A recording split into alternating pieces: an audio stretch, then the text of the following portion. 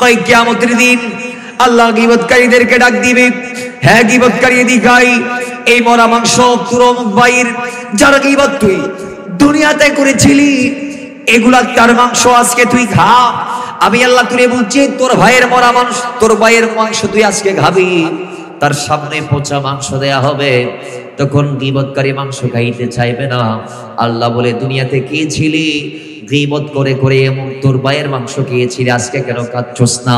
খা, আমি আল্লাহ তুই খাওয়াবো, খাওয়াই জানাবো। এজন্য মুসলমান খবরদার, সাবধান। আজকে রাস্তাঘাটে দোকানপাটে আমরা যে গীবতটা করি, আমরা যে রাস্তার মোড়ে মোড়ে দাঁড়িয়ে আমাদের যে মুসলমান ভাইদের গীবত গুলো আমরা করি, এগুলা করা যাবে না। আল্লাহ নবী রাহমাতুল লিল আলামিন ডাক দিয়ে বলে, জেনার চেয়ে মারাত্মক এই গীবত, এই গীবত কেউ যদি করে তোমরা যথাসাধ্য সেই মজলিসটাকে এড়িয়ে চলে যাও। রাসূল ডাক দিয়ে বলে, যদি দেখছো কোনো মজলিসে গীবত করা হচ্ছে, ওই মজলিসকে পাশ কাটিয়ে তোমরা দূরে চলে যাও। রাসূল ডাক দিয়ে বলে, তোমরা যদি দেখো কোন মজলিসের মধ্যে গীবত করা হচ্ছে, সামর্থ্য যদি তাকে যাও প্রতিবাদ করো, প্রতিবাদ করো, প্রতিরোধ করো। প্রতিরোধ যদি করতে না পারো প্রতিবাদ করো, আর প্রতিবাদ যদি করতে না পারো ওই মজলিস থেকে এড়িয়ে যাও। নিজেকে উঠিয়ে অন্য জায়গার মধ্যে স্থানান্তর করে ফেলো, তোমরা এই মজলিসের মধ্যে বসে থাকিও না। কিন্তু আজকে আল্লাহর এই জমিনের মধ্যে দেখা যায়, যখন কোনো বান্দা কোনো বান্দার গীবত করে, আমরা সেখানে গিয়ে আরো মশলাপাতি লাগাই। কথা বলেন ঠিক কিনা? সেখানেও আমরা হা বলি, কয় বান্দা হ্যাঁ বদ্দা হ্যাঁ আয়ুনি তো ইবা খালি তোমার বন্যায় করে দায়ুনি, এবার তো আরো বলে মারি ফেলাইবো, এবার বলে তোরা খারি ফেলাইবো। আবার আরেক কিছু বান্দা আছে আমাদের সমাজ, এগুলা কিরম জানেন? ওই এগুলা 1 টাকা দিলে 2 টাকা দিলে আসরে নাই, বলে না আসরে নাই। এরা ছগলখোর, এরা কথা বিক্রেতা, এরা আপনার কথাকে নড়াচড়া করবে।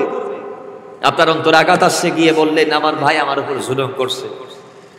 দেখছেন 1 ঘন্টার মাথা হতাই আবার ওই যার হতা তার কাছে গিয়ে ইতে এখন দালে আই বাইরে গিয়ে ঘর তো কথা তুই আর এন কিলে হইস ইতে খদ বদ আই তোরা হই দে তুই কেন খদাই ননিল আর হই তো মুখে তেলে অনে যারে বন্ধু ভাবি রে কথা গান হই রে নিজের দুঃখ গান শেয়ার করি রে মনরে হালকা করিব চেষ্টা করছো। জীবেরও না আমানতদার মনে করি, একখান আমানত দিও, জিম্মাদার মনে করি একখান জিম্মাদারি দিও। ইবে এখন খেয়ানতদার এরা খতিয়ান লাগাই দিয়ে নবী খদ্দের নিলে যারা খেয়ানত করে ওনাকে সুগলপুর। মৃত্যু যখন আসবে, আওয়াজ যখন দিবে, তখন আপন ঘর থেকে আপনাকে বাইরে বের করা হবে। কথা বলেন ঠিক কিনা? তাহলে দুনিয়া আমাদের স্থায়ী জায়গা না, এটা একটা পরীক্ষার হল। আল্লাহ বলছেন লিয়াবলুয়াকুম আইয়ুকুম আহসানু আমালা। দুনিয়াতে পাঠিয়েছি পরীক্ষা করার জন্য, গোটা জিন্দগির পরীক্ষার মধ্যে শীত এটাও আল্লাহ প্রদত্ত একটা মহা পরীক্ষার নাম। জোরে বলেন। রাসূলুল্লাহ বলছেন হাদিসে মুবারাকা, আল্লাহর কাছে পছন্দের আমলগুলোর মধ্যে অন্যতম হচ্ছে শীতকালে ঠান্ডাকে তাওয়াক্কা না করে ঠান্ডা পানি দিয়ে ওযু করে আল্লাহর ঘর মসজিদের দিকে যাত্রা করে সিজদা দিয়ে বান্দা যেই আমলটুক করে, রাসূল খোদা বলছেন সাল্লাল্লাহু, তিনি বলছেন ওই আমল আল্লাহর কাছে বড় পছন্দের আমল। জোরে বলেন। এই হাদিসের এতবার আমি বলবো, আমরা পুরো বছরে মাহফিল করি, আমরা পুরো বছর গ্রীষ্মকালেও আপনারা মাহফিলের বিরিয়ানি খান, তবরুক খান, শীতকালেও। কিন্তু শীতকালে মাহফিলে গিয়ে আপনি যেই সওয়াব পাবেন, অন্তত গ্রীষ্মকালে সেই সওয়াব আশা করা যায়। জোরে বলুন, আশা করা যায় না। তা আমি বলবো ইমানদার যারা, এদের সামনে এখন পরীক্ষা আল্লাহ পাক দাঁত করিয়ে দিয়েছেন। আজকের এই একটি মাহফিল প্রমাণ করবে, এই বান্দাগুলার ভিতর ১৫০০ বছর আগে যদি আল্লাহ আমাদেরকে পাঠাইতো, তাইলে নবীর ডাক শুনে জিহাদের ময়দানে কে কে ছুটে যাইতো, কে কে আব্দুল্লাহ ইবনে উবাই ইবনে সালুলদের মতো, মুনাফিকদের মতো, আব্দুল্লাহ ইবনে উবাইদের মতো কে বলবে ইয়া রাসূলুল্লাহ আমার গরু আছে, ছাগল আছে, আমার ইত্যাদি ইত্যাদি আছে, আমি যদি যুদ্ধের ময়দানে যাই এগুলাকে হার দিবে কে? তো কে যুদ্ধের ময়দানে না যাবে আর কে যাবে এটা প্রমাণ হবে আজকের এই মাহফিলের মাঠ থেকে। কারণ মদিনাওয়ালার এই মাহফিল অত্র এলাকায় সাজানো হয়েছে, এখানে কে আসবে? আলা হযরত বলছে महबूबा की महफिल को महबूबा सजाते हैं और आते हैं वही जिनको जिसे सरकार बुलाते हैं। वही मदीना वालार মাহফিল সাজাবে আল্লাহ, সাজাবে মদিনা ওয়ালা। আর এখানে যারা আসবে এরা নিজ দায়িত্ব আসবে না, নবী মদিনা থেকে দাওয়াত দিয়ে যাদেরকে মকবুল করবে, আর নবীর দাওয়াতে যারা হ্যাঁ বলবে, যাদের অন্তরে নবী থাকবে, যাদের অন্তরে হুব্বে মুস্তাফা থাকবে, আজমতে মুস্তাফা থাকবে, ইনকিয়াদে মুস্তাফা থাকবে, তাজিবে মুস্তাফা থাকবে, এক কথায় যারা নবীর তারাই আসবে এই মাহফিলে। কথা বলেন ঠিক কিনা? বাকিরা কম্বলের মায়া ছেড়ে নবীর মায়া নিয়ে আসতে পারবে? এখন কি ঘুম তো হয় না এখনো, যারা কম্বলের ভিতর ঢুকছে প্রস্তুতি নিচ্ছে, সবে মাত্র কি পৃথিবী খেলতেছে। তা আমি বলবো শাফাআতে মুস্তাফার দাবিদার যদি হতে চান, আপনাকে নবীর জন্য আশা রাখবে। ওটা ঠিক কি না? মাহফিল কি বছরের প্রত্যেক দিন হয় এই মাঠে, নাকি একদিন? কথা বলেন কয়দিন?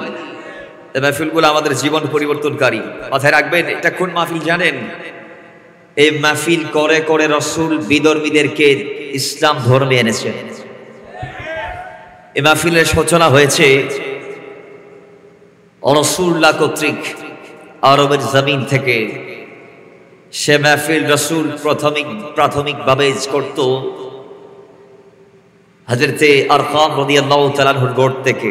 হযরতে আরকাম রাদিয়াল্লাহু তাআলা আনহুর গোট থেকে রাসূলের শ্রোতা, মাহফিলের শ্রোতা কখনো একজন, কখনো দুইজন, বাড়তে বাড়তে তিনজন, বাড়তে বাড়তে চারজন, বাড়তে বাড়তে পাঁচজন, বাড়তে বাড়তে ছয়জন, বাড়তে বাড়তে সাতজন, বাড়তে বাড়তে আটজন, বাড়তে বাড়তে নয়জন, বাড়তে বাড়তে 10 জন, যাইতে যাইতে আজকে 150 প্লাস।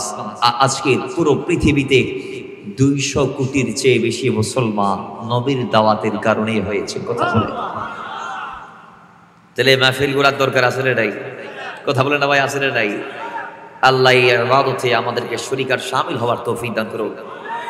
6 বছর ধরে এই বিশাল খিদমতের আঞ্জাম যারা দিয়েছেন, তাদের হায়াত আল্লাহ বরকত দিন, তাদের খিদমত আল্লাহ বরকত দিন, তাদের রিজিক আল্লাহ বরকত দিন, তাদের ইজ্জতে আল্লাহ বরকত দিন, এবং বা কিয়ামতে মাহফিল যেন আমরা চালিয়ে নিতে পারি, রব আমাদেরকে সেই তৌফিক এনায়েত করুন। আসুন আজকের এই মাহফিলের প্রারম্ভে কয়টা কথা বললাম আপনাদেরকে একটু রাসূলমুখী করার জন্য। আসুন মাহফিলের প্রারম্ভে রবের শুকর করে একবার জবান ছেড়ে পড়ি আলহামদুলিল্লাহ। আর একটু বাড়বে আওয়াজ, আওয়াজ আরো বাড়বে একজনের বাইরে আলহামদুলিল্লাহ। বলুন আমাদের সমস্ত নিয়ামত যেগুলো আমরা পেয়েছি, সব নিয়ামত এসেছে কার পক্ষ থেকে? জবান খুলে দিয়েছেন কে? আল্লাহ বলে লাইন শাকারতুম লাআযীদান্নাকুম।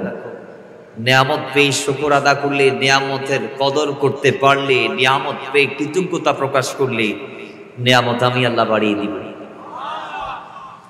মাথায় রাখবেন, নিয়ামতের যদি আপনি কদর করতে পারেন তাহলে নিয়ামত আপনাকে হাতছাড়া করতে হবে না। ওই বনী ইসরাইলের ব্যক্তিদের মতো একজন গেল মুসার কাছে, হুজুর আমি গরিব হতে চাই, আমি গরিব হতে চাই। আর উম্মত যিনি একদম সবচেয়ে বড় ফকির, উনি গিয়ে বলে হুজুর আমি ধনী হতে চাই। সবার চেয়ে বেশি টাকাওয়ালা যিনি উম্মতের ভিতর, তিনি এসে বলে আমি ফকির বনতে চাই। আর গরিব যিনি একদম সর্বোচ্চ গরিব, তিনি বলে আমি ধনী হইতে চাই। এখন মুসা ইসলাম তো আল্লাহর সাথে কথা বলতো, দুজনে এসে বলেছে হুজুর আপনি যখন রবের কাছে যাবেন বলবেন আমাদের আরজুটুক যে আল্লাহ একজন গরিব হইতে চায়, একজন ধনী হইতে চায়, ফায়সালা তুমি মওলা দাও। এখন আল্লাহর কাছে গেল তুর পর্বতে, আল্লাহর সাথে কালাম শুরু। মুসা দুইজনের আরজি পেশ করলেন, আল্লাহ উত্তর দিয়ে দিলেন। সুবহানাল্লাহ জোরে বলেন। আল্লাহ বলে মুসা যিনি গরিব হইতে চায় তারে বলো সেই যেন আমার শুকর আদা করা বন্ধ করে দেয়, আর যিনি ধনী হইতে চায় তারে গিয়ে বলেন সে যেন আমার শুকর আদা করা শুরু করে দেয়। জোরে বলেন না সুবহানাল্লাহ।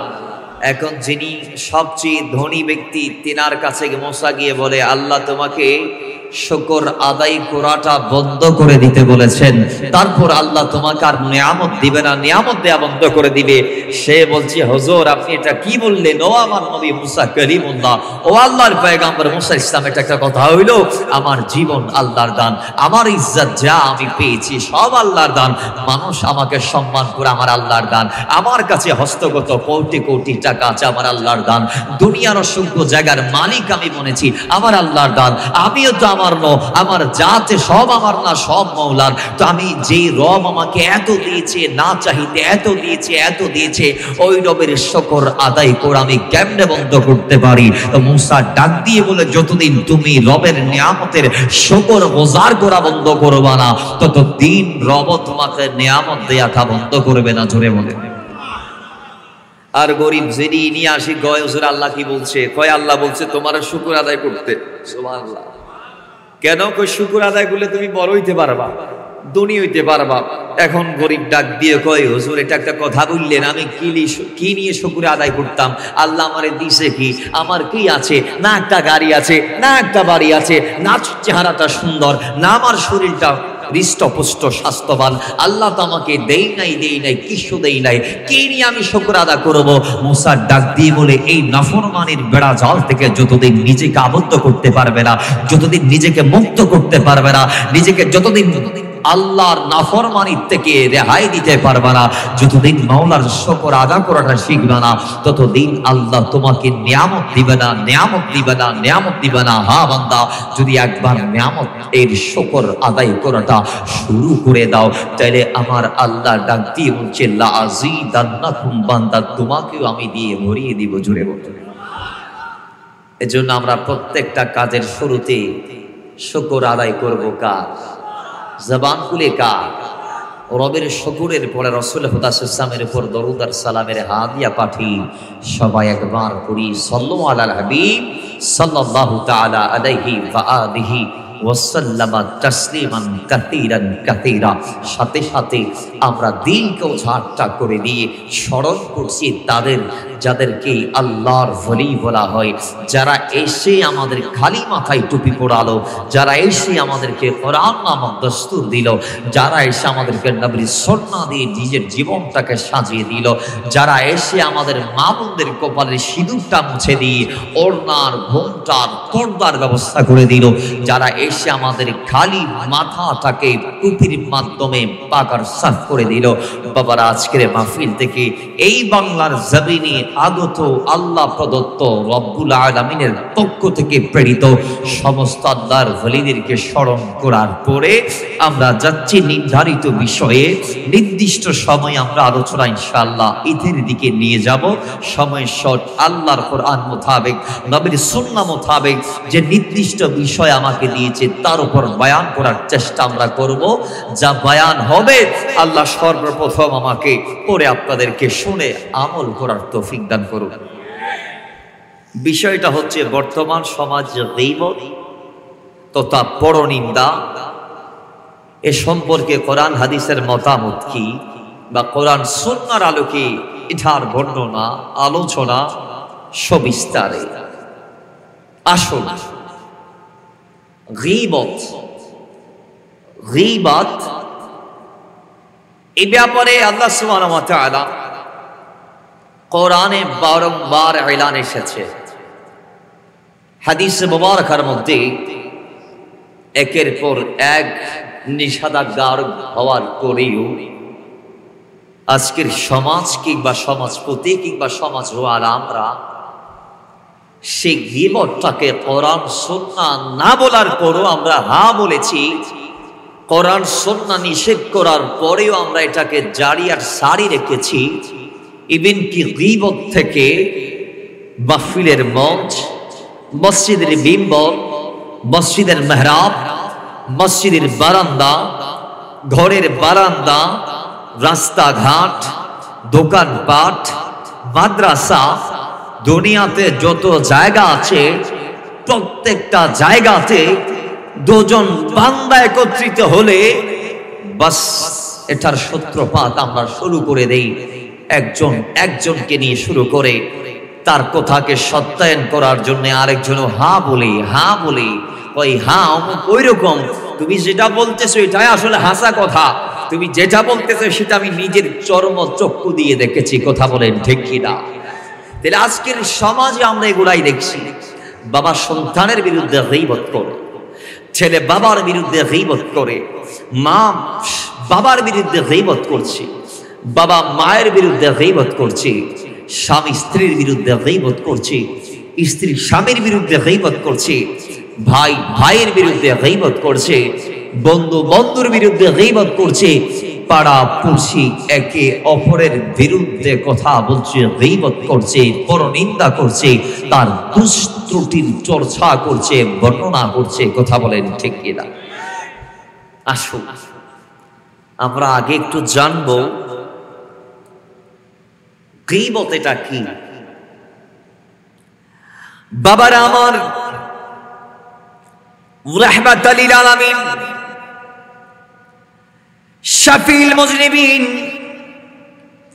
আনিসিল গারিবিন, রাহাতিল আশিকিন, মুরাদিল মুশতাকিন, দাবিদু জাহাঁ বাইসে কোন মাকা নবী আখির জামান, দাবি রাহমাতাল লিল আলামিন ডাক দিয়ে বলো উম্মত, আতাদরুনা মাল গীবা, এ আমার উম্মতরা তোমরা গীবত থেকে নিজেকে সেভ করো, তোমরা গীবত থেকে দূরে থাকো।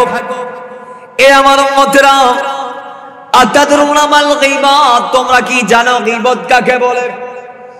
তোমাদের কি ধারণা আছে গীবতের সংজ্ঞা কি? গীবত কোনটার কই? উম্মত তোমরা আমি রাসূলকে বলে দাও, সাহাবারা বলো আতাদরুনা মাল গীবা, গীবত কি?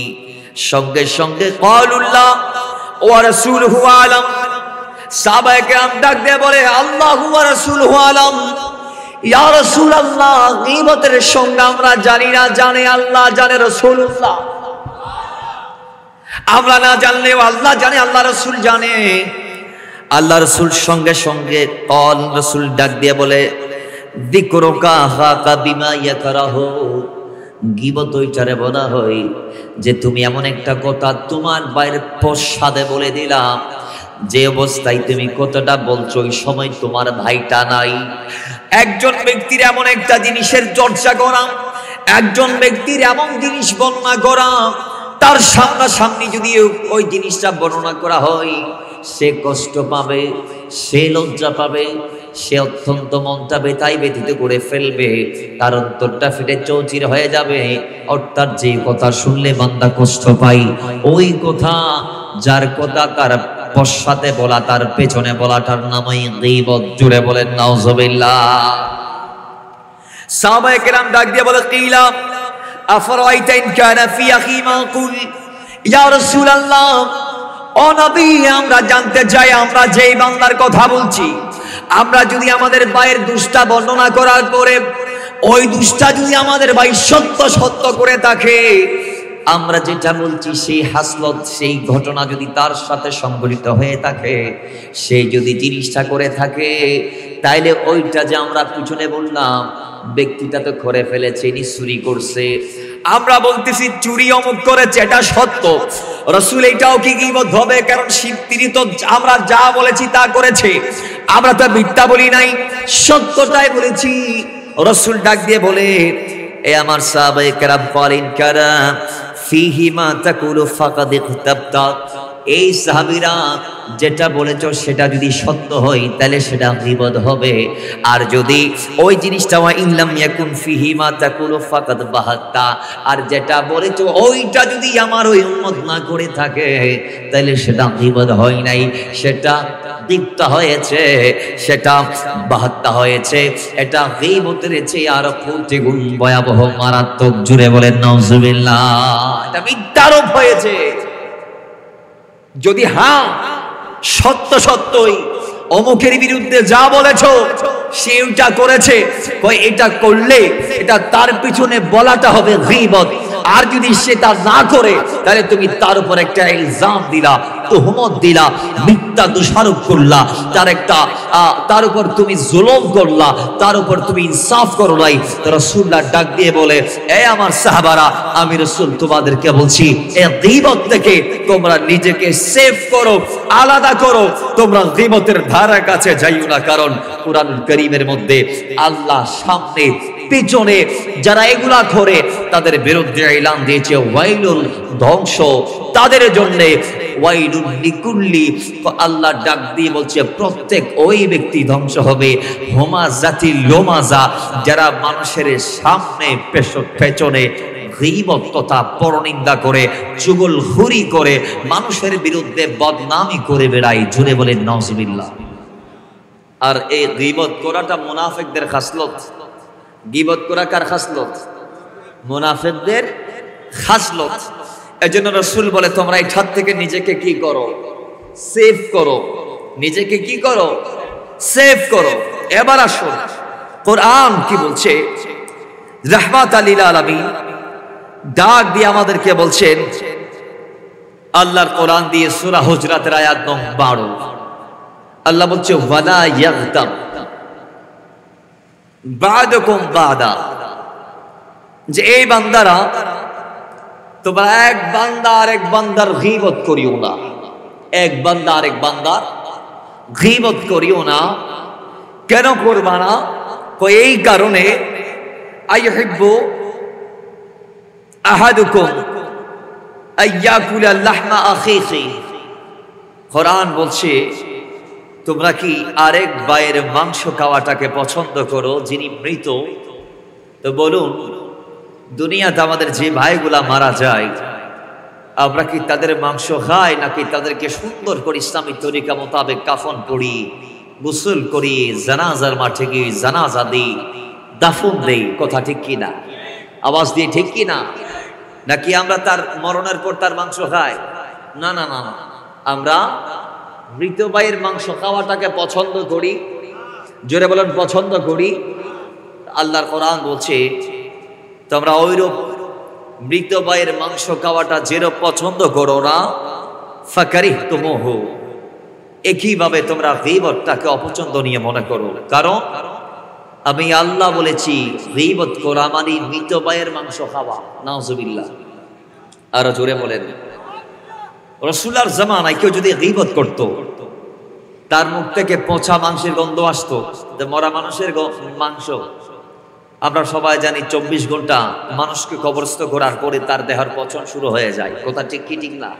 তার পায়ের পথ দিয়ে ছোট্ট ছোট্ট কিছু কীট পতঙ্গের আগমন হয়, সেগুলা তার পুরো শরীরকে চৌচির করে ফেলে খেয়ে, এরপর পিঁপড়া আসে, ইত্যাদি ইত্যাদি, যার যার আহার সে খেয়ে আমাদের হাড়গুলা আর চুলগুলা ছাড়া আর কিছু অবশিষ্ট থাকে?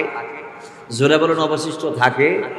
যদিও কবর বেশি দিনের পুরাতন না, তাহলে আমরা তার হাড়গুলা পাই। আর যদি পুরাতন কবর হইলে হাড় নিশ্চিন্ত হয়ে যায়। কথা ঠিক কি ঠিক না? এখন তো আমাদের অবস্থা এরকম হয়ে গেছে যে আমাদের কাফন পচার আগে আমাদের দেহ পচে যায়। ঠিক কি ঠিক না? আমাদের কাফনের কাপড় নষ্ট হওয়ার আগে আগে দেহটা নষ্ট হয়ে যায়। আবার এমনও বান্দা আছে যাদের দেহ দূরের কথা, মুহাম্মদ কে গোলাম কা কফন में ना नहीं होता, कि ज़मीन मैली नहीं होती, ज़मन में ना नहीं होता, ज़मीन मैली नहीं होती, ज़मन में ना नहीं होता, मोहम्मद के गुलामों का कफन मेला नहीं होता। अल्लाहुम्मा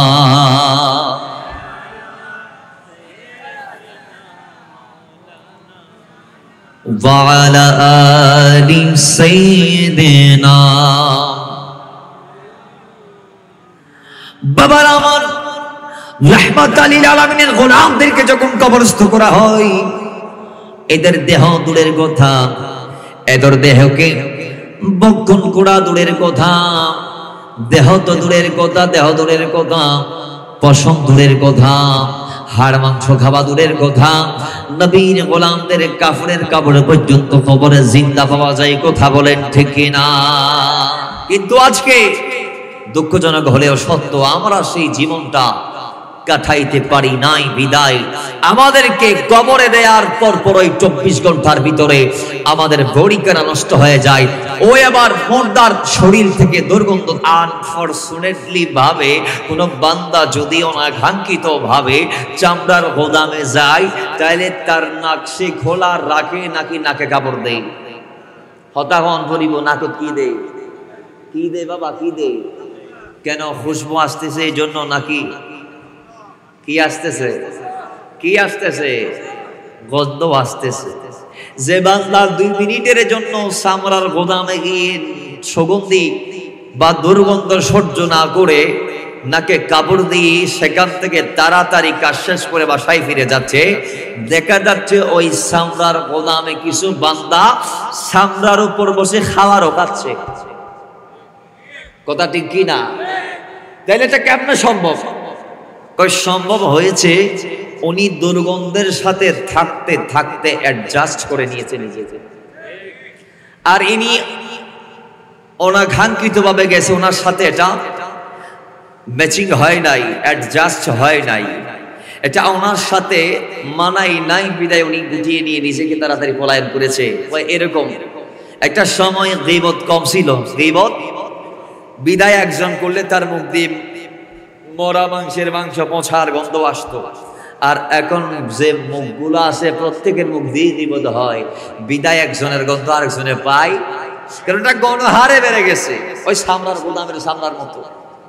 আল্লাহ আমাদেরকে সেখান থেকে ফিরে আসার তৌফিক দান করুন। আর একটু জোরে বলেন বাবারা আমার। রাহমাতাল লিল আলামিন ডাক দিয়ে বলেছেন, আল্লাহ নবীর স্ত্রী হযরত আয়েশা একদিন আমার নবীর স্ত্রী হযরত সাফিয়া রাদিয়াল্লাহু তাআলা এর ব্যাপারে বললেন, ইয়া রাসূলুল্লাহ, এই সাফিয়ার সম্পর্কে আমি কি দৃষ্টির বর্ণনা করব? ইনি একদম ঘাটো, এটাই যথেষ্ট। হযরত সাফিয়া আমাদের আম্মা জান রাহমাতাল লিল আলামিনের স্ত্রী, মুমিনদের মা। তার ব্যাপারে যখন উম্মাহাতুল মুমিনিন আমার নবীর স্ত্রী আয়েশা যখন বললেন সাফিয়ার দুঃসম্পর্কে, ইয়া রাসূলুল্লাহ, আমি আপনাকে এতটুকু বলবো যে সে একটু আঘারে ছোট খাটো, বেশি লম্বা না। আল্লাহ নবী বলে, আয়েশা, এত বড় মারাত্মক অন্যায় তুমি করে ফেললাম যেটা আমি নবী বলে শেষ করতে পারবো না। আয়েশা, আয়েশা, এত বড় অন্যায় তুমি করেছো। তোমার এই গুনাহ যদি সাগরের মধ্যে আমি রাসূল ফেলে দেই, এই গুনাহ সমস্ত সাগরের পানিকে নোংরা করে ফেলবে। এত বড় অন্যায়, এত বড় গুনাহ তুমি করে ফেলেছো। তোমার বোন আমি নবীর স্ত্রী সাফিয়ার সম্পর্কে এতটুকু বলে যে সে ঘাটো, ভাই তার গীবত করার জন্য এতটুকু বলাই যথেষ্ট হয়ে গিয়েছে। জুড়ে বলেন নাউজুবিল্লাহ। রাসূল এটা বুঝাইতে চাচ্ছেন যে কারো গীবত করতে গিয়ে সে লম্বা অতিরিক্ত, সে ঘাট অতিরিক্ত, তার কথা সুন্দর নাই, তার চলা সুন্দর নাই, তার বলা সুন্দর নাই, তার চেহারা কুৎসিত কোদাখার, অথবা তার এইটা নাই ওইটা নাই, তার এই জিনিসটা আমার ভাল লাগে না, তার এই হেবিটটা সুন্দর না। রাসূল বলে এই জিনিসটা তার পশ্চাতে বললে, পিছনে বললে গীবত হিসেবে এটাই যথেষ্ট হয়ে যাবে। আর গীবত করা মানে এত বড় অন্যায়। রাসূল মায়ের সাথে বলছেন নিজে যে আয়েশা, তোমার এই অপরাধ, তোমার এই গুনাহ আমি যদি সাগরে নিক্ষেপ করি, তাহলে পুরো সাগরের পানিকে তোমার এই গুনাহটা কলুষিত করে ফেলবে, একদম নোংরা করে ফেলবে। জোরে বলেন নাউজুবিল্লাহ। তাহলে গীবত করা যাবে? এজন্য কোরআন বলছে, ওয়ালা ইয়াগতাব, তোমরা গীবত করিও না। তোমরা কি করিও না? গীবত করিও না। কেন গীবত করবেন না? কারণ কি? কারণ আছে। কারণ কি? রাসূল ডাক দিয়ে বলছে হাদিসে পাকের মধ্যে যে, হে আমার সাহাবায়ে কেরাম, তোমরা কি জানো গীবত এটা কি? আল গীবাতু আশাদ্দু মিনাজ জিনা। গীবত হচ্ছে জিনার চেয়ে মারাত্মক। জিনা মানে ব্যভিচার। জেনা মানে মানুষের সাথে অবৈধ মেলামেশা, নেকাহীন অবস্থায় কেউ যদি কারোর সাথে মিলিত হয়, ওয়াতি করে, সবাস করে, একান্ত টাইম পাস করে, এটা হবে জেনার গুনাহ। নাউজুবিল্লাহ। আর একটু আস্তে বলে, আরো আস্তে বলে। বাবারা, আমার রাসূল ডাক দিয়ে বলেন, এই গীবত জেনার চেয়ে মারাত্মক, আল গীবতু আশাদ্দু মিনাজ জিনা। এ আমার সাহাবারা, তোমরা কি জানো গীবত জেনার চেয়ে মারাত্মক? ক্বালু ইয়া রাসূলুল্লাহ, সাহাবায়ে কেরাম ডাক দিয়ে বলে, ওয়া কাইফাল গীবতু আশাদ্দু মিনাজ জিনা। ইয়া রাসূলুল্লাহ, আপনি বললেন গীবত জেনার চেয়ে মারাত্মক, ব্যভিচারের চেয়ে মারাত্মক, আমরা জানতে চাই। ইয়া রাসূলুল্লাহ, গীবত কেমনে জেনার চেয়ে মারাত্মক হবে? আমাদের একটু ব্যাখ্যা করে দেন, বুঝিয়ে দেন। সঙ্গে সঙ্গে আল্লাহর নবী কল ডাক দিয়ে বলেন, এ আমার সাহাবারা শোনো, আমার কোন উম্মত আল্লাহর কোন বান্দা যখন জিনা করে, জিনাকারী জিনা করার পর আল্লাহর দরবারে লজ্জিত হয়, সে যদি ইন্তেকালের আগে আগে হাত তুলে বলতে পারে, আল্লাহ আমি না বুঝে অন্যায় করেছি, নফসের উপর জুলুম করেছি, আল্লাহ তুমি তোমার হাবিবের সাদকে আমাকে মাফ করে দাও, সেই যদি সাইয়্যিদুল ইস্তিগফার পড়ে, আস্তাগফিরুল্লাহ রাব্বি মিন কুল্লি যামবি ওয়া আতুবু ইলাইহি, যদি একবার কোন বান্দা পাঠ করতে পারে, রাসূল বলে সাগরের ফেনা পরিমাণ যদি তার গুনাহ হয়, আল্লাহ একবার ইস্তিগফার পড়ার কারণে তার গুনাহ মাফ করে দিবে। জোরে বলেন সুবহানাল্লাহ। একবার ইস্তিগফারে থেকে সাইয়্যিদুল ইস্তিগফার বলা হয়।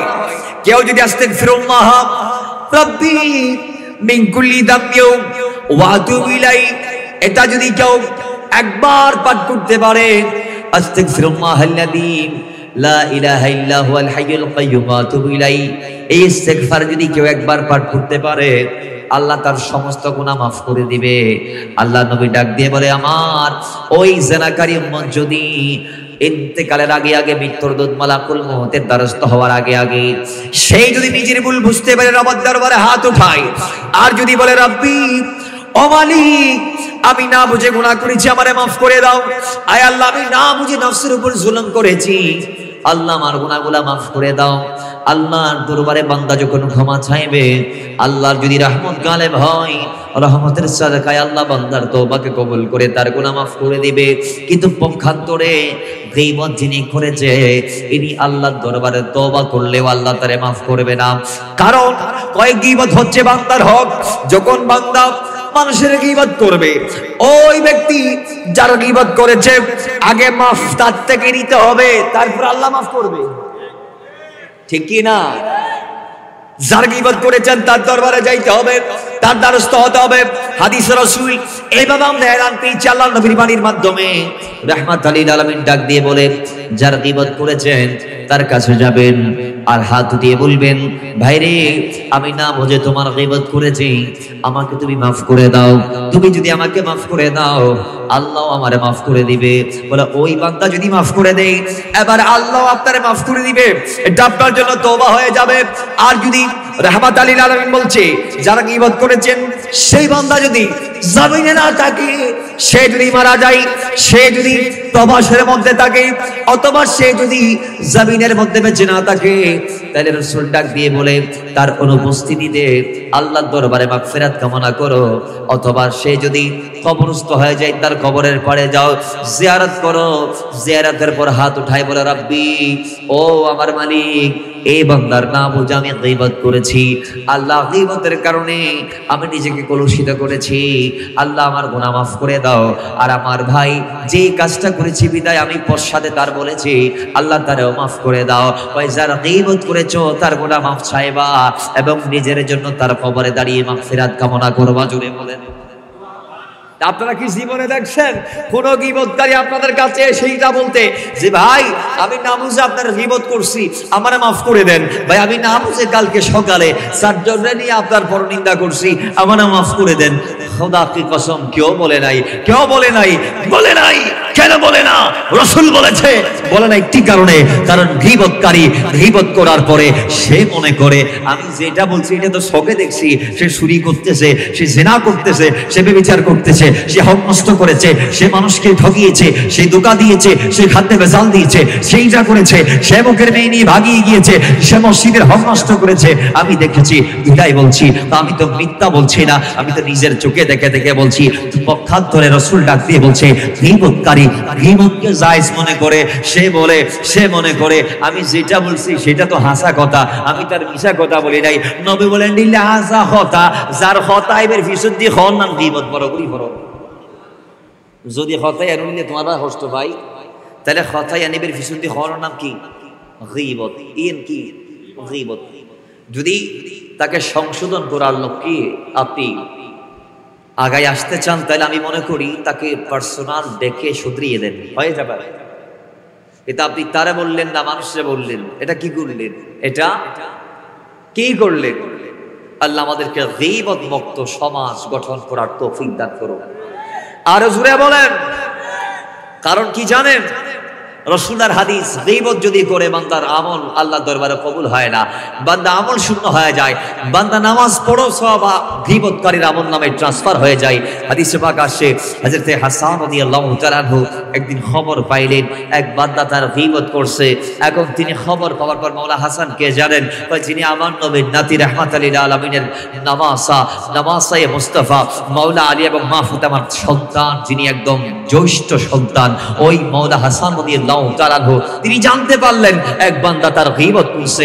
তখন তিনি তার জন্য বড় একটা খাদ্য বরাবর খানসা সাজায় বিভিন্ন আইটেম সেখানে দিয়ে পাঠাইলেন, আর ডাক দিয়ে বললেন তাকে কি খাদ্য বরাবর খানসাটা দিয়ে দিবা, আর বলবা সেগুলো আমার পক্ষ থেকে তার জন্য হাদিয়া, কারণ সেও আমাকে হাদিয়া দিয়েছে। তো সে আমাকে কেমনে হাদিয়া দিয়েছে? ওই সে আমার গীবত করেছে, সে আমার গীবত করার কারণে তার আমলগুলো আমার আমল নামে ট্রান্সফার হয়ে গিয়েছে। কারণ আপনি যখন বান্দার গীবত করবেন তখন আপনার নামাজ যার গীবত করেছে তার আমল নামায় চলে যাবে। আপনি যখন গীবত করবেন তখন আপনার রোজা যার গীবত করেছেন তার আমল নামায় ট্রান্সফার হয়ে যাবে। আপনি যখন গীবত করবেন তখন আপনার দান, সাদকা, জিহাদ, আপনার যাকাত সব আমল যার গীবত করেছেন তার আমল নামায় ট্রান্সফার হয়ে যাবে। এজন্য মাওলা হাসান ডাক দিয়ে বলে, তাকে বলে দিও সে আমাকে হাদিয়া দিয়েছে, এজন্য আমিও তাকে হাদিয়া দিয়েছি। সে আমার গীবতের মাধ্যমে সে তার আমলগুলো আমাকে বকশিশ করে দিয়েছে, আমাকে ট্রান্সফার করে দিয়েছে। তার আমলগুলো সে যেহেতু গীবতের মাধ্যমে আমাকে হাদিয়া দিয়ে দিয়েছে, তো আমিও তো তার গীবত করে তাকে হাদিয়া দিতে পারি না আমল, এজন্য আমি তাকে কিছু ফ্রুটস দিয়ে দিলাম। জোরে বলেন, আর একটু আস্তে বলেন। তাহলে বোঝা গেল গীবত করলে বান্দার আমল কি হয়ে যায়? ট্রান্সফার হয়ে যায়, এবং যিনি গীবত করবে তার কোনো আমল আল্লাহ দরবারে কবুল হবে না। প্রমাণ রাসূলুল্লাহর হাদিস। আল্লাহ নবী রাহমাতুল লিল আলামিনের পিছনে দুজন সাহাবী যোহর কিংবা আসরের নামাজ আদায় করলেন। হাদিস পাক আসছে যোহর কিংবা আসরের নামাজ আদায় করার পরে রাসূল তাদেরকে ডাক দিলেন। ওই সাহাবী দুইজনেই সেদিন রোজা পালন করছেন। সুবহানাল্লাহ জুড়ে বলেন। তারা দুইজনে কি করছেন? সিয়াম পালন করছেন, রোজা পালন করছেন। আমার ভাইয়েরা, নামাজ শেষ হওয়ার পর রাসূল তাদেরকে ডাক দিলেন। ডাক দিয়া বলে, সাহাবারা, আমি রাসূল তোমাদেরকে বলছি তোমরা পুনরায় আবার ওযু করে আবার নামাজ পড়ো। সুবহানাল্লাহ জুড়ে বলেন। পুনরায় আবার ওযু করে আবার কি করো? আরে তারা নামাজ নবীর পিছনে পড়ছে, নবী তাদেরকে বলতেছে তোমাদের ওযুও গেছে, নামাজও গেছে, যদিও আমার পিছনে পড়ছো, সমস্যা নাই, তোমরা একটা কাজ করো, তোমরা পুনরায় ওযু করো, আবার নামাজ সালাত ওয়াকিস আবার আদা করো। শুধু তা নয়, এ আমার সাহাবারা, তোমরা আজকে যে রোজা পালন করছো, এই রোজা পালন পরিপূর্ণভাবে করার পরে রোজা সন্ধ্যা পর্যন্ত পালন করার পরে আরেকদিন এই রোজাটা কাজা আদায় করে দেবা। কারণ কারণ তোমরা আমার অমুক সাহাবীর গীবত করেছো, গীবত করার কারণে তোমাদের ওযু ভেঙে গেছে, তোমাদের নামাজ নষ্ট হয়েছে, তোমাদের রোজাখানা নষ্ট হয়ে গেছে। এজন্য আমি রাসূল বলছি আবার পুনরায় ওযু করে নামাজটা আবার ওয়াপস কাজা করো, আবার আদায় করো, এবং রোজাটা পরবর্তীতে তোমরা পূর্ণ করে দিবা। জুড়ে বলেন নাউজুবিল্লাহ। তাইলে বোঝা গেল আমল গীবতের মাধ্যমে আমাদের গুলা নষ্ট হয়ে যাচ্ছে। কি হয়ে যাচ্ছে? আমরা মসজিদের বারান্দায় বসে ইমামের গীবত করি, মসজিদের বারান্দায় বসে ইমামের কি করি? গীবত করি। বাবার ঘর সন্তানের ভাগে যে রুম পড়েছে সেই রুমে সন্তান রাতের বেলা তার স্ত্রীকে নিয়ে মা বাবার বিরুদ্ধে গীবত করতেছে। কথা ঠিক কি না? বাইরে কোথায় যাবেন? সমাজটা কেমন হয়ে গেছে। আজকে যদি কেউ গীবত করে, আমরা 4-5 জন, এখন আমাদের সমাজে চায়ের দোকান আছে না নাই? এক একটা সংসদ বাবু চায়ের দোকান এক একটা। এখানে বসি ডক্টর ইউনূস থেকে শুরু করি নিচে পর্যন্ত যারা আছে, এলাকার ফাঁতি নেতৃত্ব শুরু করি প্রধানমন্ত্রী পর্যন্ত, কাউরা আমরা বাদ দেই। আমরা আরো জনের বিচার করি, আমরা বড় চিফ জাস্টিস হয়ে যায়। আরে আমরা মনে করি আমাদের যে মনে হয় বড় বিচারক আল্লাহর জমিনে নাই। আমরাই সব বুঝি, আমরা যেটা বুঝি এটাই হাসা, বাকিগুলা সব বিচা, এটাই আমরা বুঝি। আমরা আরেকজনের দোষ দেখি। এমন সানগ্লাস আমরা দিয়েছি যে সানগ্লাস দিয়ে বা যে গ্লাস দিয়ে নিজের দোষকে আমরা দেখছি না, আরেকজনের দোষ ত্রুটি দেখছি, আরেকজনকে ফিল্টারিং করছি। অমুকের ছেলে সকালবেলা এটা করছে। তো এখন কিছু সমাজ এমন ব্যক্তি আছে যে খুঁজি এর এগুলা বাইর করে, খুঁজি কি করে এগুলা বাইর করে। এমন কিছু বান্দা আছে যাদের কাজ 24টা ঘন্টা গীবত করা, 24টা ঘন্টা গীবত করা। এটা গীবত করতে করতে এরা এমন হিংসুটে হয়ে গেছে যে কেউ একটা ভালো কাজ করলেও এরা মনে করি না এতে বুঝিয়ে দেবে। ঠিক নেবে? ঠিক কথা বলেন ঠিক কি না? তো নিজে এমন অবস্থায় পৌঁছে গেছি, নিজের ফিল্টারিং করি না। সকাল থেকে সন্ধ্যা পর্যন্ত আরেকজনের গুলা দেখি। রাসূল ডাক দিয়ে বলে, না উম্মত খবরদার, এগুলা করা যাবে না। কারণ হয় তোমরা যার গীবত করছো, তোমরা আমল করেও নিজের সওয়াবগুলা তাকিয়ে দিয়ে দিচ্ছ। এক ব্যক্তি হযরত আব্দুল্লাহ ইবনে মুবারককে জিজ্ঞেস করেছেন, হুজুর আমাদের দোয়া কেন কবুল হয় না মাওলার দরবারে আমরা জানতে চাই। তো তিনি 8টি কারণের কথা উল্লেখ করলেন। ওই 8টি কারণে আমাদের দোয়া মাওলার দরবারে কবুল হয় না। তার মধ্যে 8ম নম্বরে তিনি গীবতের কথা এনেছেন। জোরে বলেন নাউজুবিল্লাহ। আমরা অতিরিক্ত পরিমাণ কি করি? গীবত করি, যার দরুন আমাদের দোয়া মাওলার দরবারে কবুল হয় না।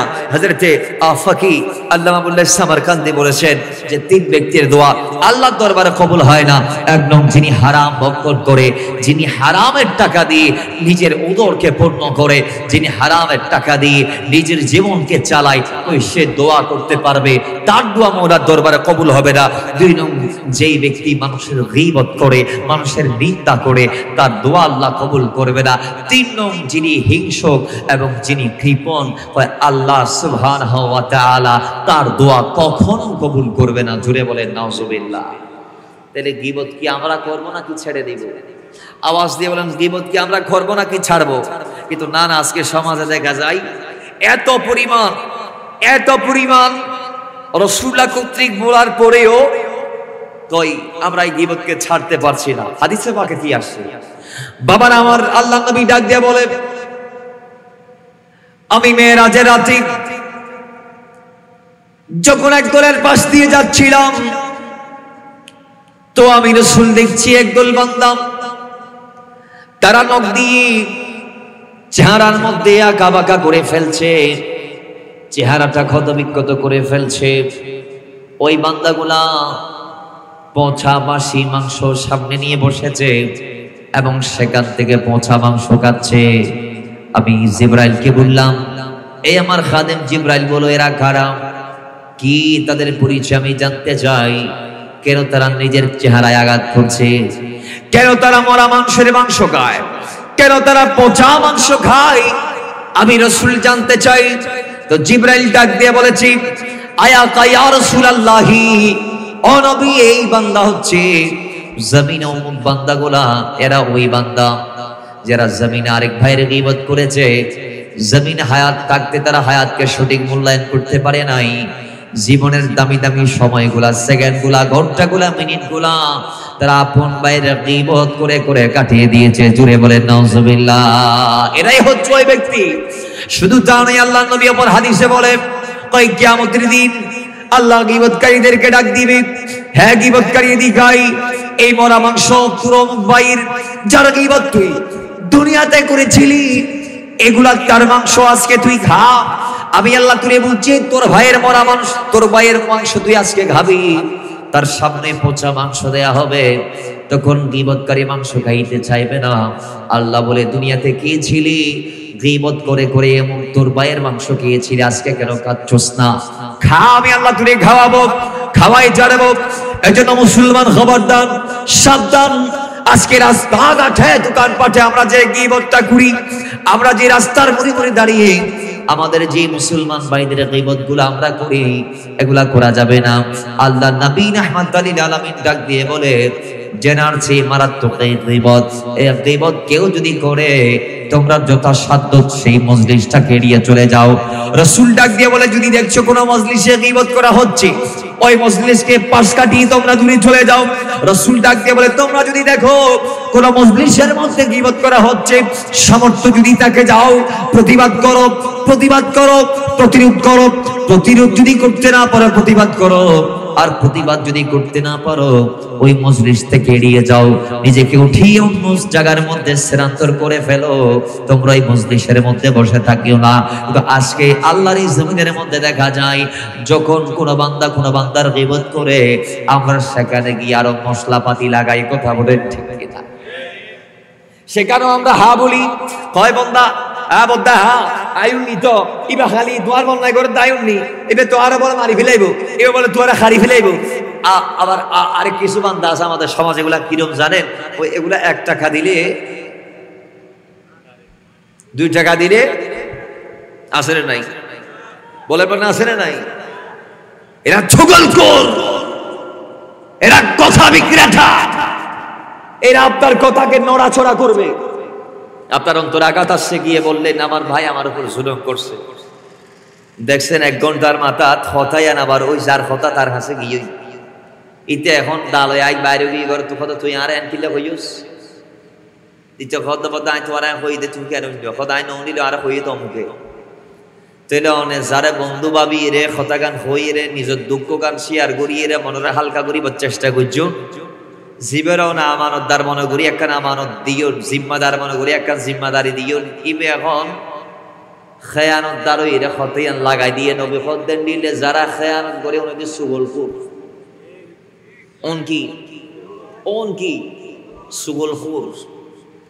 রাসূল ডাক দিয়ে বলছেন এই সুগলখোর কবরের মধ্যে সবচেয়ে বেশি আযাব হবে এই সুগলখোরির কারণে। বাবার আমার রাসূল ডাক দিয়ে বলে 3টা কারণে আমার উম্মতকে আল্লাহ কবরে আযাব দিবে। তন্মধ্যে 1 নং কারণ আমার উম্মত প্রস্রাব করবে কিন্তু ভালোভাবে পাক হবে না। 2 নং কারণ আমার উম্মত কোথায় কোথায় চুগলখুরি করে। 3 নং কারণ আমার উম্মত এরা অতিরিক্ত পরিমাণ গীবত করে। নাউজুবিল্লাহ, কি করে? গীবত। আর রাসূল বলে এই 3টা কারণে আমার উম্মতের কবর আল্লাহ অতিরিক্ত পরিমাণ আযাব দিবেন। তো এখন আমাদের করণীয় কি? কয় আমাদের করণীয় হচ্ছে কোনো মজলিসে বা কোনো জায়গায় যদি গীবত করা হয়, হাদিসে পাক আসছে সেখানে গিয়ে তুমি যার গীবত করা হচ্ছে তার প্রশংসা শুরু করে দাও। সুবহানাল্লাহ জোরে বলেন। যার গীবত মানে যার বিরুদ্ধে বলা হচ্ছে তার পক্ষে বলো। কেমন বলা হচ্ছে অমুক এইটা করছে, তো তুমি সেখানে গিয়ে বলো তুমি যার বিরুদ্ধে বলতেছো সেই বান্দা তো অমুক তারিখ অমুক দিন এটা করেছে। সুবহানাল্লাহ জোরে বলেন। যেমন আব্দুল্লাহ ইবনে ইব্রাহিম ইবনে আদহাম রাদিয়াল্লাহু তাআলা মজলিসে একদিন এক বান্দা গীবত করছেন। কি করছেন? গীবত করছেন। কার গীবত? ইমাম আযম আবু হানিফা রাদিয়াল্লাহু তাআলার বিরুদ্ধে গীবত করছেন। নাউজুবিল্লাহ জোরে বলেন। তিনি যেমন তেমন ইমাম, যেমন তেমন ইমাম। দুনিয়াতে সবচেয়ে বেশি মানুষ যার মাযহাবকে অনুসরণ করে অনুকরণ করে তার নাম হচ্ছে হানফি মাযহাব। আর সেই হানফি মাযহাবের ফাউন্ডার হচ্ছেন ইমাম আযম আবু হানিফা রাদিয়াল্লাহু তাআলা। জোরে বলেন সুবহানাল্লাহ। বাবারা আমার, ইব্রাহিম ইবনে আদহাম রাদিয়াল্লাহু তাআলা তিনি দেখছে একজন বান্দা তার মজলিসে ইমাম আযমের বিরুদ্ধে গীবত করে। এই জিনিসটা দেখার পর তিনি আর শান্ত হন নাই, কান্ত হন নাই। তিনি ডাক দিয়ে বলে, তুমি কি পাগল হয়ে গেছো কি? তোমার কি জানা নাই যার বিরুদ্ধে বলছো তিনি একটানা 40 বছর ইশারের নামাজের ওযু দিয়ে ফজরের নামাজ আদায় করেছে। জোরে বলেন সুবহানাল্লাহ। একটানা 40 বছর যিনি রাতের সালাতের ওযু দিয়ে ফজরের সালাত আদায় করেছে, ওনার নাম ইমাম আযম আবু হানিফা রাদিয়াল্লাহু তাআলা। তোমার কেমন সাহস যে তুমি তার বিরুদ্ধে কথা বলছো? জোরে বলেন নাউজুবিল্লাহ। তাহলে আমাদের এটাই করা লাগবে। আজকে আমরা এগুলা করতে পারি না, আমরা এগুলা জানি না। আমরা আরো কি করি? যার গীবত করছে আমরাও পারলে তার বিরুদ্ধে। দুনিয়াতে তো কম বেশি শত্রুতা আমাদের সবার বিরুদ্ধে আছে। আর তো কম বেশি বিয়া করলে দুশ্মনী ভূষণ করি, বন্ধুত্ব তো কি হলো করি ন পারি। যদিও কি হলো বন্ধুত্ব করলিতে তো খাবেন লাই, কি হলো বন্ধুত্ব করলিতে ক্ষমতা লাই, কি হলো বন্ধুত্ব করলিতে ব্যবহার করি বেললাই। কিন্তু আমরা তো অন্তর থেকে কাউরে মহাব্বতটা করতে পারি নাই। আমরা তো স্বার্থের জন্য মানুষের পাশে দাঁড়াই, আমরা তো স্বার্থের জন্য মানুষের দিকে হাত বাড়াই, আমরা তো স্বার্থের জন্য মানুষ দিকে কাছে টেনে নেই। আমরা স্বার্থের জলাঞ্জলি দেওয়ার জন্য দুনিয়াতে কেউ চাই না, চাই না, চাই না। যদি 1 টাকাও আমাদের হাত ছাড়া হয়ে যায়, হস্তগত যদি 1 টাকাও আমরা করতে না পারি, বাস বিরোধিতা শুরু হয়ে গেছে, বাস বিরুদ্ধে লাগা শুরু হয়ে গেছে। তো দুনিয়াতে তো একজনের বিরুদ্ধে আরেকজন বেশ কম সবাই লেগেছে। তো কেউ যদি কারো বিরুদ্ধে লাগে যায়, তাহলে সে বান্দা আবার এই সুযোগে ওই অমুক দিনের কথা এবার শুধু তোমাদের কইছে, যদি আল্লাহ কইছে তো অমুক তারিখ অমুক দিন অমুক সময় মাসিবে আরন দিলে বেইজ্জত গজিন পড়া গরি পড়া নাম শুনি না। চলে কি চলে না? চলে কি চলে না? রাসূল বলে এগুলা চলানো যাবে, করা যাবে। আমি বলবো আপনি যদি নামাজি হন, গীবতকে বাদ দিয়ে দেন। আপনি যদি সিয়াম পালনকারী হন, গীবতটাকে বাদ দিয়ে দেন। আপনি যদি সাদকা করার অভ্যাস যদি আপনার থাকে, আপনি যদি দানশীল হন, গীবতটাকে বাদ দিয়ে দেন। কারণ একটাই, আপনার সালাত, আপনার সমস্ত ইবাদত আপনি গীবত করার কারণে ট্রান্সফার হয়ে যাচ্ছে। আমি মনে করি ওই গীবত করে জীবনটাকে তছনছ করুন, নাইলে আমল করে জীবনটাকে দামি বানান। আর আমলও করবেন, আপনি গীবতও করবেন, আপনি সকালের নামাজটাও পড়বেন, আবার 10টা বাজে গীবতও করবেন। আমি বলবো এটা হতে পারে না, হতে পারে না। হক আর বাতিল কখনো এক হতে পারে না। সালাত আদায়কারী আর গীবতকারী কখনো একজন হতে পারে না। হলে আপনি দুনিয়া থেকে জাহান্নামে যাবেন, নাইলে আপনি জান্নাতে যাবেন। তো জান্নাতে যদি যাইতে চান তাহলে আপনাকে আমল করা লাগবে। জান্নাতে যদি যাইতে চান মুস্তাফার প্রত্যেকটা ব্যারিকেড আপনাকে মেনে চলতে হবে। জান্নাত যদি হাসিল করতে চান, আমার নবী দেওয়া মা আতাকুমুর রাসূলু ফাখযুহু ওয়া মা নাহাকুম আনহু ফান্তাহু লাকাদ কানা লাকুম ফি রাসূলিল্লাহি উসওয়াতুন হাসানা। আমার নবীকে আপনাকে মানতে হবে, জানতে হবে। আবু লাহাব এবং জাহালের মতো গীবত করা যাবে? জোরে বলুন, গীবত করা যাবে? এই গীবত করতে আবু লাহাব কিভাবে? ওই আমার নবী মক্কার যে বাজারে গিয়ে মুহাম্মদদেরকে ইসলামের প্রতি উদ্বুদ্ধ করতো, আমার নবীর প্রস্থানের পর আবু লাহাব যাইতো ওই মার বাইফুত এবার হদ দিন বেরুল্ডা ফালটা তোমারা এবার কি নৈন্য তোমারা আর কি নুন তো তোমারা আর বাপ দাদার ধর্ম তাই বেদে আর বাপ দাদার ধর্ম বাদ দিন আর বাইফুত ধর্ম যাইবে তোমরা নিয়ত করছো বড় গরিব নাউজুবিল্লাহ। তাহলে গীবত যিনি করতো জাহেলি যুগে বা ইসলামের প্রাককালে, তার নাম ছিল আবু লাহাব। তো গীবত করা আবু লাহাবের সুন্নাত। গীবত করা কার সুন্নাত?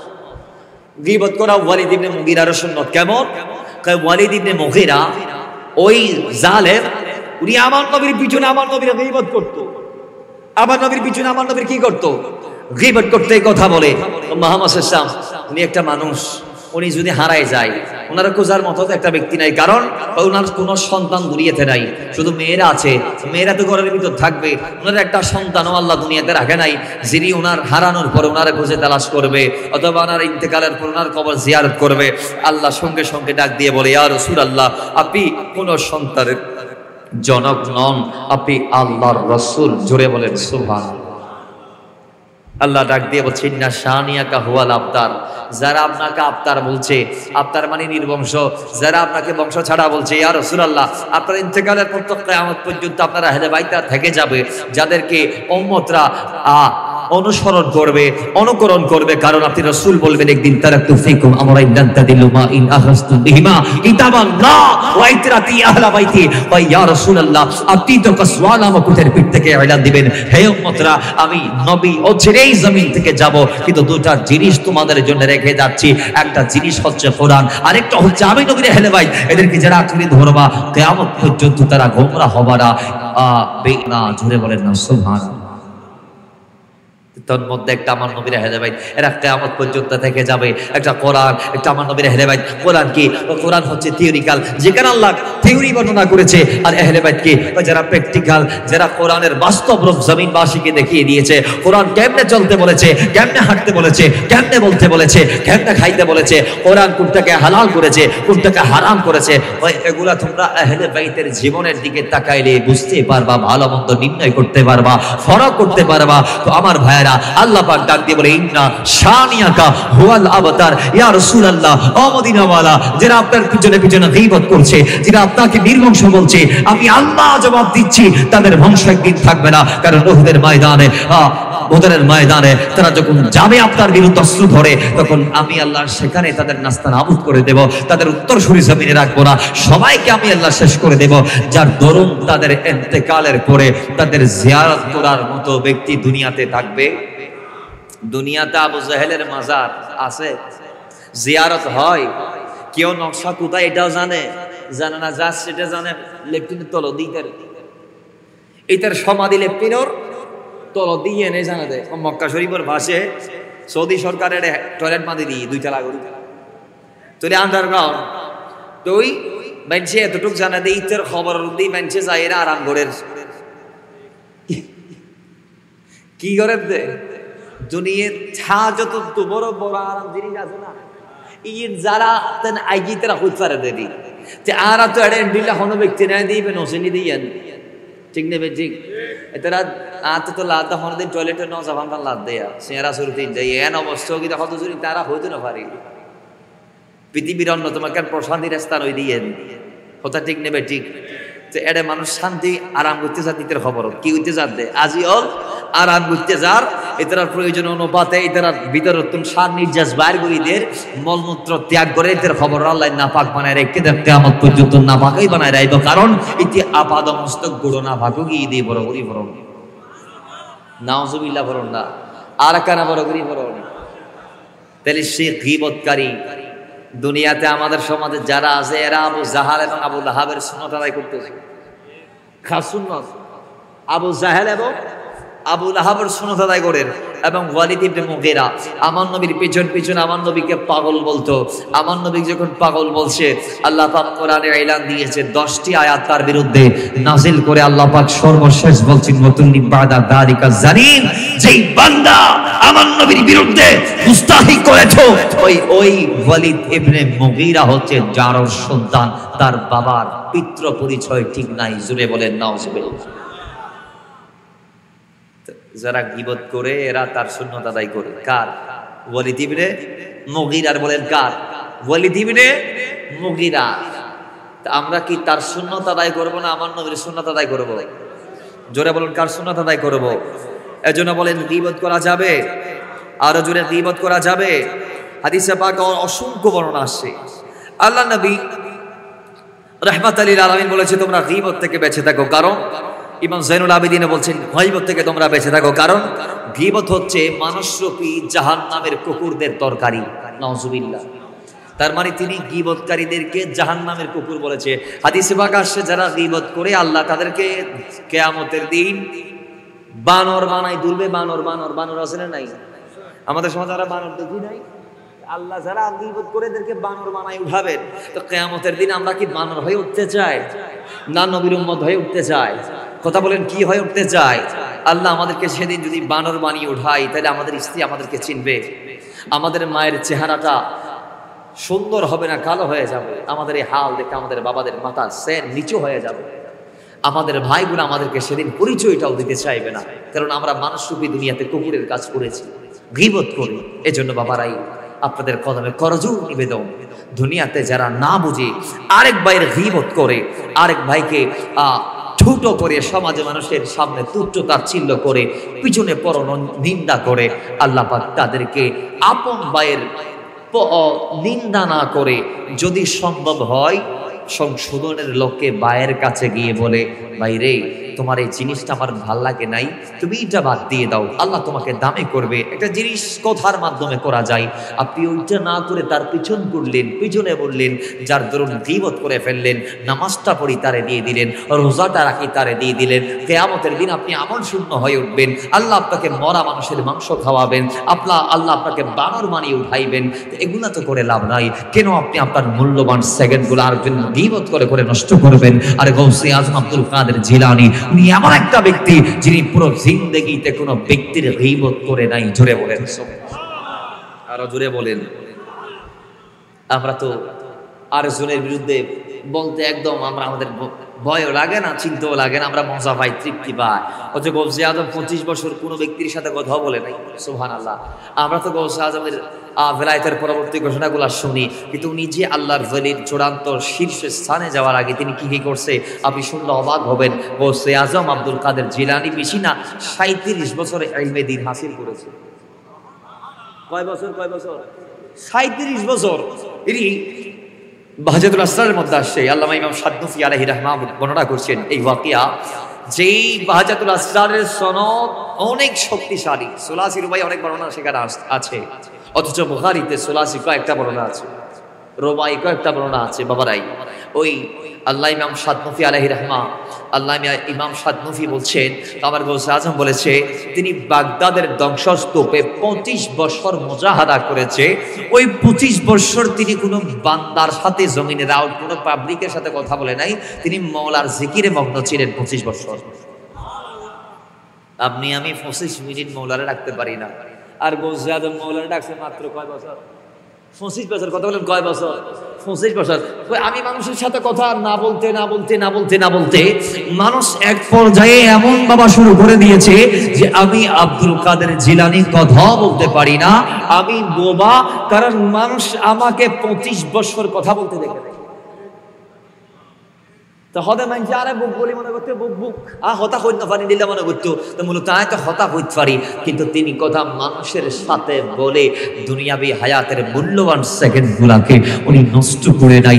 সে 25 বছর মুজাহাদা করে শেষ 3 বছরে খাজা খিজির ইসলাম এসে বলে 23তম বছর যখন শুরু হয়েছে, 25 বছরের শেষ 3 বছর অর্থাৎ 23তম বছর শুরু, খাজা খিজির এসে বলে আল্লাহ বলেছে আরো 1 বছর থাকতে হবে, আরো 1 বছর থাকলেন। এবার 23তম বছরের পর শেষ হওয়ার সঙ্গে সঙ্গে 24তম বছর শুরু।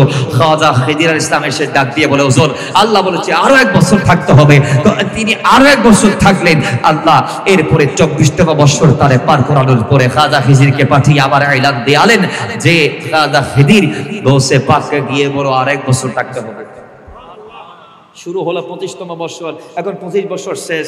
এরপরে গৌসে পাকের দরবারে খাজা খিজির ইসলাম এসে ডাক দিয়ে বলে, হে আব্দুল কাদের জিলানী, মুকাম্মাল হয়েছে, পূর্ণাঙ্গ হয়েছে, পরিপূর্ণ হয়েছে, আপনি পূর্ণাঙ্গ হয়েছেন। আল্লাহ আপনাকে অনুমতি দিয়েছে আগামীকাল সকাল থেকে আপনি মানুষদের কাছে যাবেন, দিন ইসলামকে রিপ্রেজেন্ট করবেন, মানুষের সঙ্গে কথা বলবেন, মানুষকে দিনের পথে ডাক দিবেন। তো গৌসে পাক ভাবনার মধ্যে পড়ে গেলেন। রাতের বেলা রাহমাতুল লিল আলামিন আসলেন, হে আমার নওয়াসা, হে আমার বেটা, যা আমি নবী তোকে বলছি, তুই আজ আগামীকাল থেকে মানুষের মাঝে যাবি, আর আমি নবীর পক্ষে কথা বলবি, মানুষকে দিন ইসলামের দাওয়াত দিবি, দাওয়ার কাজ তুই চালাবি। তো বলছে পাক বলে, ইয়া রাসূলুল্লাহ, নবী মানুষ 25 বছর আমার সাথে কথা বলে নাই, কিংবা আমি বলছে পাক তাদের সাথে 25 বছর কথা বলি নাই, আমি মওলার সাথে কথা বলতে 25টা বছর জীবন থেকে কুরবান দিয়েছি। তো মানুষের সাথে কথা কেমনে বলতে হয়, রিপ্রেজেন্টটা কেমনে করতে হয়, কোন দিক থেকে শুরু করতে হয়, কোন দিকে গিয়ে শেষ করতে হয়, মানুষের অবস্থার আলোকে কি কি বলা লাগে, শ্রোতার চাহিদা কি, সেই মোতাবেক কি বক্তব্য করা লাগে আমি তো জানি না। নবী বলে হা করো, তুতি দিলেন। আমার নবী তুতি দেওয়ার পরের দিন তিনি মিম্বরে বসলেন, বক্তব্য শুরু করবেন। বক্তব্য দেওয়ার আগে মানুষ হই হুল্লা শুরু করে দিয়েছে। তো গৌসে পাক ভাবনার মধ্যে পড়ে গেলেন, বিড়ম্বনার মধ্যে পড়ে গেলেন। তখন তার পিতা আলী রাদিয়াল্লাহু তাআলা হয়েছে ডাক দিয়ে বলে, আব্দুল কাদের, আমি আসছি, তুমি কথা বলো। তিনি বলে, আব্বাজান আমি তো কথা বলতে পারি না। কয় হা করো। তিনিও আমার নবীর ওই সিস্টেম মোতাবেক তার গালে তুতু দিলেন, কিন্তু আমার নবী যত ফুটা দিয়েছে, যতবার দিয়েছে, ততবার তিনি দেই নাই নবীর চেয়ে একবার কম দিয়েছে, যাতে নবীর সমান সমান হয়ে না যায়। তাহলে বোঝা গিয়েছে আমার গৌসে পাক আব্দুল কাদের জিলানী 25টা বছর দুনিয়ার কোন বান্দার সাথে আর পাবলিকের সাথে কোনো কথা বলে নাই, এজন্য তিনি আব্দুল কাদের জিলানী হয়েছে। গরিব নওয়াজের জীবন নিয়ে যদি রিসার্চ করেন দেখবেন গরিব নওয়াজ তিনি যুদ্ধ অবস্থায় বাবা হারালো, পরে মা হারালো, এরপরে হযরত ইব্রাহিম কাদ্দুসি আলাইহির রহমান সুহবত পেয়ে তিনি নিজের পিতৃক যত জমি জমা ছিল, বেটা ভাটি ছিল, সব বিক্রি করে দিয়ে তিনি আবার রাহে হকের জন্য রওনা হয়ে গেলেন। হকের পথে তিনি হকের পথে তিনি পথ চলা শুরু করলেন। পথ চলতে চলতে চলতে চলতে শাইখ শরফুদ্দীন বুখারী আলাইহির রহমান, সৈয়দ হুসামউদ্দিন বুখারী আলাইহির রহমান দ্বারস্থ হলেন। সেখান থেকে গিয়ে ইলমে দ্বীন হাসিল করলেন। এবার তার উস্তাদ তাকে গিয়ে বলে, হে গরিব নওয়াজ, আমি তোমাকে দুনিয়ার ইলম দিয়েছি, কিছু ইলম আছে ইলমে বাতিনি, যেগুলা জাহিরি চোখে দেখা যায় না, জাহিরি কিতাবের মধ্যে পাওয়া যায় না, যেগুলা শায়েখের কলব থেকে মুরিদের কলবে ট্রান্সফার হয়, যেগুলো আল্লাহর ওলির কলব থেকে মুরিদের কলবে ট্রান্সফার হয়, সেই ইলম যদি হাসিল করা লাগে তাহলে তোমাকে শায়েখের কাছে যাইতে হবে, একজন পীরের দামান ধরতে হবে, হাক্কানি ওলির কদমে যাইতে হবে, তার কাছে গেলে সেগুলা পাবা। ওই তুমি যাও তালাশ করো। তো ঠিকানা দিয়ে দিলেন, যাও তুমি বুখারার মধ্যে যাও। সামারকন্দের বুখারার মধ্যে গিয়ে তিনি জগৎ শ্রেষ্ঠ একজন আল্লাহর ওলির দেখা পাইলেন। না বুখারা থেকে তিনি যাইতে যাইতে হারুন নামক গ্রামের মধ্যে গিয়ে তিনি যুগশ্রেষ্ঠ একজন আল্লাহর ওলির দিদার পাইলেন। তার নাম হচ্ছে উসমান হারুনি। জোরে বলেন। বুখারা থেকে তিনি ইলম হাসিল করেছে, কিন্তু বুখারা থেকে তিনি হারুন নামক গ্রামে গিয়ে আল্লাহর ওলি হযরতে উসমান হারুনির দেখা পাইলেন। সেখানে গিয়ে তিনি আরজি জানালেন, বায়াত হবেন। অনেক পরীক্ষা নিরীক্ষার মধ্যে হা বললেন। এরপরে তিনি একটানা 20 বছর পীরের খেদমত করেছে। একটা সেকেন্ডের জন্য তিনি বাদ দেয় নাই পীরের খেদমত করা। কেমন খেদমত করেছে জানেন? ওই পীর সাহেব যখন বাইরে যাইতো সফরে, তখন পীরের গরম চুলা তিনি মাথার উপর নিত। সুবহানাল্লাহ। বাড়ি যে হইবেন দেরি আর কেন আস্তে ফোন না। তাহলে পীরের এমন খেদমত করেছে 20 বছর, একটা না কয় বছর। তিনি যদি 20 বছর গীবত করতো তাহলে কিছু পাইতো? বলে না ভাই, কিছু পাইতো? গীবত করে নাই। আল্লাহ নবী সাহাবায়ে কেরাম কোন সাহাবীর গীবত করে নাই। এক সাহাবী আর সাহাবীর পক্ষে বলেছে, বিপক্ষে বলে। এখন তো আমরা সন্তান বাবার বিরুদ্ধে কথা বলি, একটা বারের জন্য ভাবে না আমি যেই বাবার বিরুদ্ধে কথা বলছি এ নিয়ে ওই বাবা যার শুকরান থেকে আল্লাহ আমাকে দুনিয়াতে পাঠিয়েছে। কথা ঠিক কি ঠিক না? আমি যেই মায়ের বিরুদ্ধে বলছি তিনি ওই মা যার মা ডিম বানর থেকে আমার জন্ম। আমি যেই মায়ের গীবত করতেছি আমার মা আমার স্ত্রীটারে দেখতে পারে না, আমার মা আমার ভাইয়ের অমুক বউরে দেখতে পারে, অমুক বাবিরে দেখতে পারে, বউ আমার তারে দেখতে পারে না। মায়ের গীবত করলেন আরেকজনের কাছে যায়। কিন্তু তিনি তো ওই মা একবারের জন্য ভাবলেন না যেই মা আপনাকে পেটে নিয়েছে 10টি মাস, নিজের জীবনটা বাজি রেখে আপনাকে দুনিয়ার আলো বাতাস দেখিয়েছে, সেই মায়ের বিরুদ্ধে আপনি সন্তান হয়ে গীবত করলেন। কি হলো? কি হলো? সন্তান একদিন আপনারও হবে, বিনিময় স্বরূপ সে আপনার গীবত করবে। কথা বলেন ঠিক কি ঠিক না? আল্লাহ আমাদের সমাজটাকে সেভ করুন, হেফাজত করুন। আমার ভাইয়েরা, দুনিয়ার সময়টা ক্ষণস্থায়ী। এই ক্ষণস্থায়ী জীবনের এক একটা সেকেন্ড কোটি টাকার চেয়ে দামি কেন? রাসূল বলেছে আমার পুরো উম্মত যদি একটা সেকেন্ড আল্লাহর ভয়ে একবার চোখের ফুটা, একটা ফুটাও যদি নোনা জল যদি ফালাইতে পারে, তার এক ফুটা চোখের জল আল্লাহর 7টি জাহান্নামের আগুনকে বন্ধ করার ক্ষমতা রাখে। তো বাবারে, আপনি তো ওই ইমানদার যেই ইমানদারের একটা সেকেন্ড এত মূল্যবান, যে ইমানদার এক সেকেন্ডে আল্লাহর ভয়ে এক চোখের ফোঁটা ফালালে একটা চোখের ফোঁটা জল বের হওয়ার সঙ্গে সঙ্গে জাহান্নাম তার জন্য হারাম হয়ে যায়। আপনি কেন আপনার ওই মূল্যবান কোটি টাকার চেয়ে দামি সম্পদ একটা সেকেন্ড বলে আপনি কেন মানুষের গীবত করে করে আর জনের হক নষ্ট করে করে আপনার নিজের জীবনের উপর জুলুম করে করে আপনি কেন কাটিয়ে দিবেন? আল্লাহ আমাদেরকে গীবত থেকে রুজু ফিরে আসার তৌফিক দান করুন। আমিন। আল্লাহ এই সমাজটাকে পরিবর্তন করে দিক, আমরা যেন দয়াল নবীর রীতি নীতি তরিকা পদ্ধতি মোতাবেক চলতে পারি। আল্লাহ নবী যে সমাজ নির্মাণ করতে চেয়েছিলেন সেই সমাজের মধ্যে গীবত ছিল না, সেই সমাজের মধ্যে অন্যের হক নষ্ট করা ছিল না, সেই সমাজের মধ্যে জিনা ছিল না, সেই সমাজের মধ্যে বেনামাজি ছিল না, সেই সমাজের মধ্যে সিয়াম जान बात देने वाला छिलो ना সেই সমাজের মধ্যে মা বাবার প্রতি বেইনসাফ করতে वाला ছিল না সেই সমাজের মধ্যে স্বামী নামের আসামি ছিল না যারা স্ত্রীদের উপর জুলুম করত এরকম ব্যক্তি বর্গের আশা রাসূল করে নাই ওইরকম বান্দাদের আশা রাসূল করে নাই নবী এমন একটা সমাজ বিনির্মাণ করার স্বপ্ন নিয়ে 12 রবিউল আউয়াল 570 খ্রিস্টাব্দের সোমবারে সুবহে সাদিকে মা মারা রহম দিয়ে দুনিয়াতে এসেছিলেন যে সমাজে ভাই ভাইকে নিয়ে ঘরে থাকবে যে সমাজে সন্তান তার বাবার সঙ্গে থাকবে যে সমাজে স্বামী তার স্ত্রীর সাথে থাকবে যে সমাজে বাবা তার ছেলের প্রতি স্নেহ করবে যে সমাজে সন্তান তার বাবার প্রতি ইহসান করবে দয়া করবে বাবার খিদমত করবে বৃদ্ধ অবস্থায় বাবার যা যা লাগে তার ব্যবস্থা করবে আল্লাহ নবী সেই সমাজের স্বপ্ন নিয়ে দুনিয়াতে কদম দিয়েছিলেন আল্লাহ আমাদের উম্মত হিসেবে নিজের উপর অর্পিত দায়িত্ব পালন করার তৌফিক দান করুক গীবত মুক্ত সমাজ গঠন করার তৌফিক দান করুক আমিন আর সুন্দরী নবীকে সালাম দিয়া নবী